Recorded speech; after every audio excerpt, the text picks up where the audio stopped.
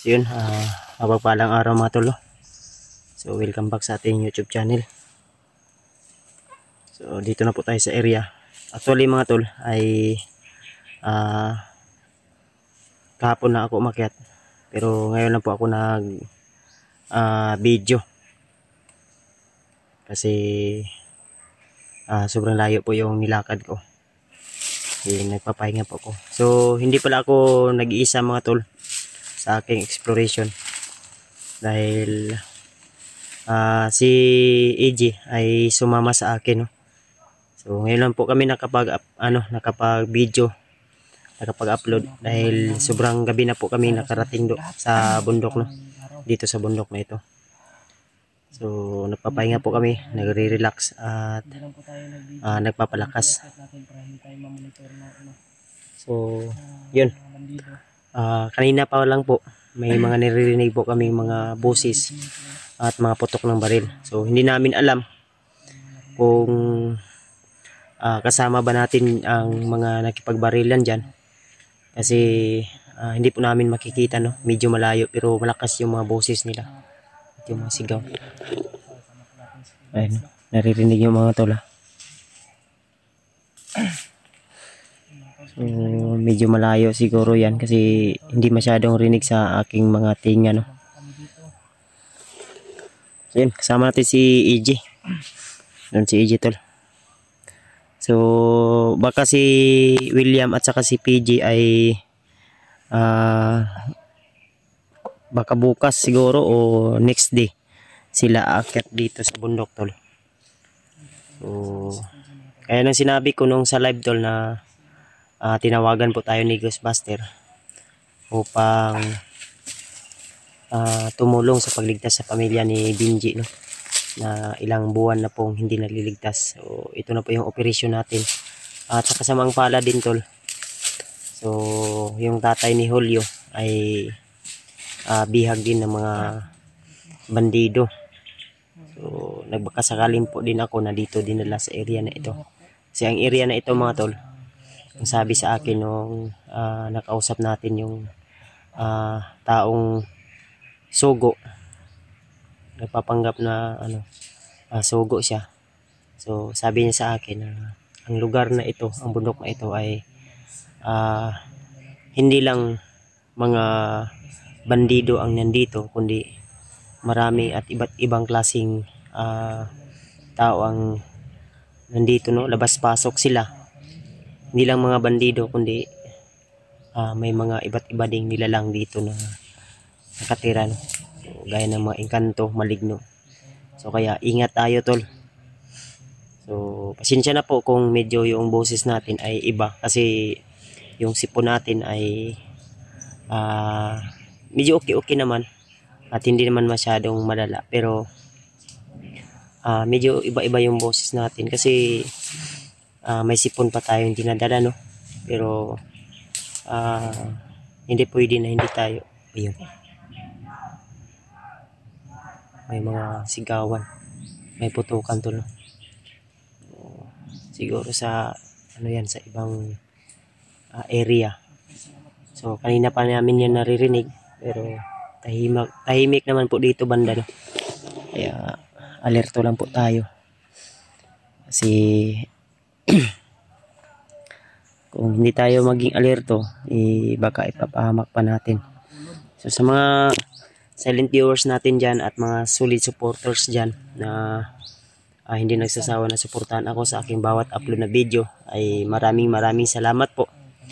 So shoutout sa yung lahat mga tol, lalo na sa ating mga kaibigan na OFW at taga ibang bansa na naghahanap ng ating video kasi wala silang ibang mapanood kundi yung video natin na lagi nilang inaabangan, no? So mega love shoutout sa yung lahat mga tol. So mapagpalang araw, mapagpalang umaga, mapagpalang gabi, kung anumang oras yung mapanood yung video na ito. So binabati ko po kayo. Ingat lang po kayo lagi dyan mga tol, no? Shoutout sa yung lahat mga tol. So, yan. At least may kasama tayo tol, si AJ, yung kasama natin, no, sa ating exploration. So hindi natin alam kung ilang araw na naman po tayo ditong mag-i-stay sa gubat na ito. Pero may mga pagkain naman po kaming dala. Hindi man gaano karami, hindi man gaanong kadami yung dala nating pagkain. At least may mga baon po kami na makakain namin, makasurvive kami sa bundok na ito, no? Upang makatulong sa mga nangangailangan. So yung update natin doon sa bata ay abangan nyo na lang po, kasi yung bata ay nandun pa sa barangay na hinatdan namin. So hinahanap pa namin yung mama at papa ng bata na yon para mas nauli na po, no? Kung sa pagbaba natin ulit, kung wala pa rin mag-claim, so siguro ang plano ko ay doon muna siya sa bahay mananatili hanggat wala pang nag-claim sa kanya. So yun po yung purpose or target natin, no? So ayan, nakagat na tayo ng mga lamok tulo. Dito sa bundok talaga may mga lamok, no? Lalo't lalo na pag gabi. So may dala naman po kaming duyan, may dala din po kaming maliit na trapal na pwede namin pasilungan in kaso na uulan, kung malakas yung ulan. Pero kung hindi naman gaano kalakas ay okay naman, kahit mabasa tayo kahit konti. Ang mahalaga ay tuloy tayo sa ating paglalakbay. So thank you so much mga tol sa inyong walang sawang suporta at pagmamahal sa akin, no? Especially sa mga kasama natin. So sa lahat ng mga hunter dyan, shoutout sa inyo lahat mga tol. Pagpalang araw po sa inyo lahat. Tuloy tayo.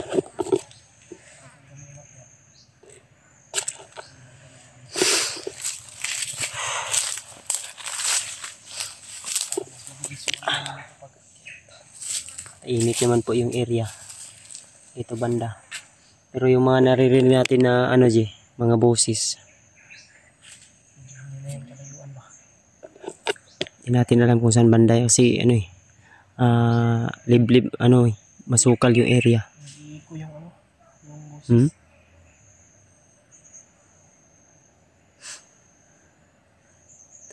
Tahimik yung area mga tol, pero ayun, pumutok na naman, oh. Parang may nag-training o nakipagbarila. Kaya konting ingat lang tayo tol. G, ingat ha. Magkumpiyansa. Nakabalo sa atong mga kalaban diya. Kasi klase ba ang mga kuandre commander ang naadri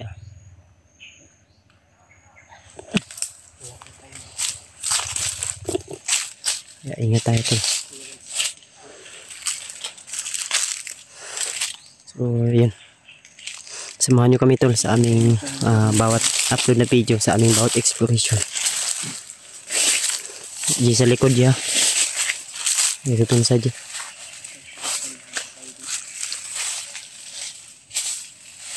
Parang dito banda yung mga boses, oh. Dito banda.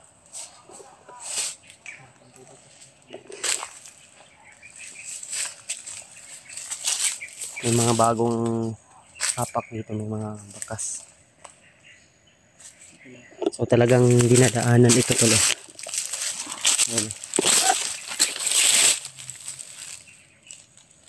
Dinadaanan talaga ito kasi yung mga dahon ay may marka na may mga apak, no? Ano?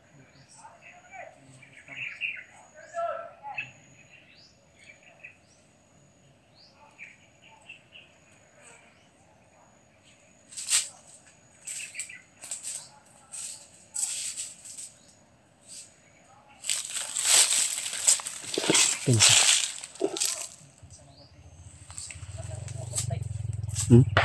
Suraw?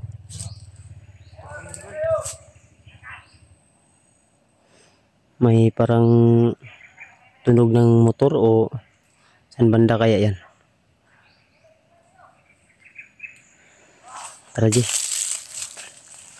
Kapain saja.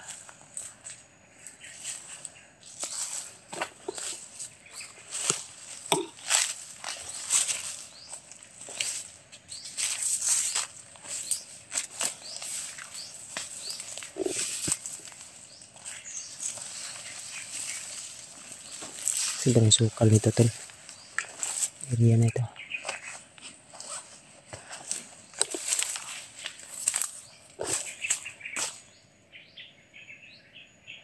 Ay paulay ji, di ko mensa.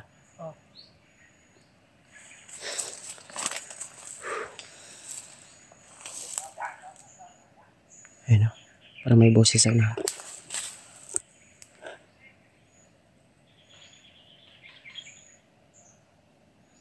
Para may boses sa unahan tol. Dumaan yata yun. Jay. Bago na yun nag-agi sa unahan na. May dumaan sa unahan.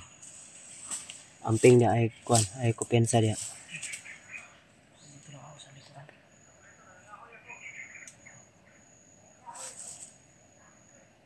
Ayun.